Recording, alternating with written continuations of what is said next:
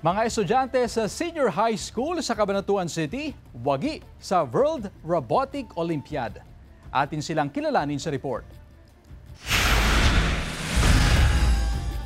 Nag-uwi ng gintong medalya ang ilang estudyante ng top-link Global Colleges sa Cabanatuan City, Nueva Ecija sa katatapos na World Robotics Olympiad Asia Pacific Open Championship 2025 na ginanap sa Pasay City. Ang kompetisyon ay nilahukan ng 24 na mga bansa. Tinawag ng Robotics Catalyst Team ang proyekto na Project Francis mula umano kay Pope Francis at ang Francis short for Futuristic Robot for Assisting Navigation, Care, Interaction and Support. So basically po si Project Francis is a home assistant robot, but he doesn't just talk to you or he doesn't just interact in a conversational way, but he also protects you and your family member from any danger inside the house. Ang robot na ito kaya makadetect ng usok, temperatura, pagtaas ng tubig o pagbaha sa loob ng bahay. Nakakapagpadala rin ito ng impormasyon o babala sa mga miyembro ng pamilya at sa mga otoridad na nakaprogram sa kanyang memory. Tila miyembro na rin ng pamilya ang Project Francis dahil kaya rin ito mag-remind ng mga araw-araw na gawain, maging ang pag-inom ng gamot. Kaya rin itong i-charge ang inyong mobile phones. Hindi rin problema na i-charge ang robot dahil solar-powered ito. As a young innovators,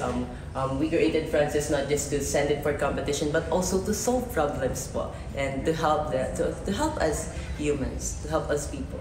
Dahil sa mga katangiang taglay ng Project Francis, nakamit ng grupo ang First Place Champion, Future Innovators at Best Team Award. Plano ng grupo na mas lalo pang i-improve ang proyekto. Payo naman nila sa kabataan na ipagpatuloy lamang ang kanilang mga pangarap at pag-aaral.